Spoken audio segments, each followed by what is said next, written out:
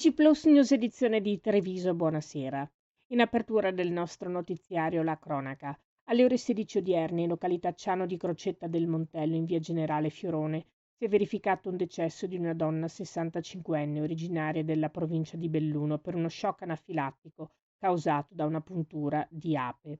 La donna si trovava in un appezzamento unitamente al figlio con il quale gestisce un'azienda di apicoltura nel Bellunese intenta a pulire delle arnie quando è stata punta da un insetto che ne ha causato appunto il decesso.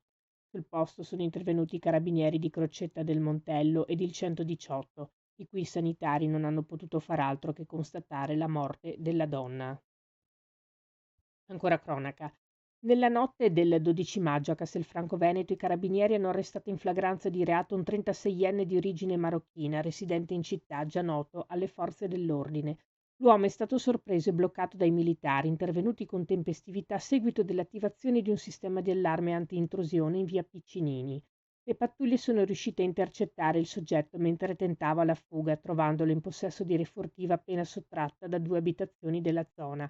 La refurtiva, composta da monili in oro e posata in argento per un valore stimato di circa 2.000 euro, è stata integralmente recuperata e restituita ai legittimi proprietari, 2 cittadini del posto di 57 e 33 anni, entrambi impiegati.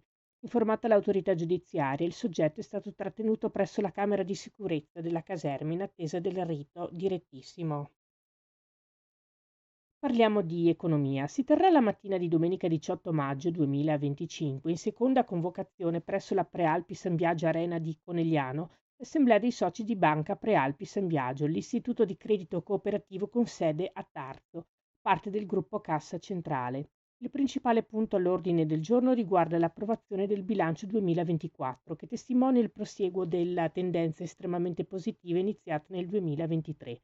Il presidente di Banca Prealpi San Biagio, Carlo Antiga, ha commentato: l'assemblea dei soci rappresenta un momento di rilievo per la nostra banca, chiamata ad approvare un bilancio molto significativo che evidenzia una crescita progressiva e costante, sostenuta da indicatori economici e patrimoniali solidi, dei quali siamo particolarmente fieri. Nei prossimi mesi, parliamo di sanità, aprirà la nuova farmacia comunale a Cavasagra, in via Corriva 4. È infatti concluso il complesso iter per l'assegnazione del servizio. È stato individuato e preso in affitto un locale idoneo, non disponendo il comune di immobili di proprietà adeguati. Il Consiglio Comunale ha quindi deciso per l'affidamento in concessione per la durata di 20 anni a un operatore economico qualificato del servizio di gestione della farmacia comunale, ritenendo questa modalità di gestione la più efficiente ed efficace. In seguito all'apposita gara, la gestione della farmacia è stata aggiudicata in concessione alla dottoressa Benedetta Calabrese di Roma. Abbiamo ritenuto doveroso aumentare l'accessibilità all'assistenza farmaceutica attraverso una più ampia presenza del servizio sul territorio comunale, spiega il sindaco di Vedelago Giuseppe Romano. Si chiude qui il nostro notiziario. Grazie per essere stati con noi. Arrivederci.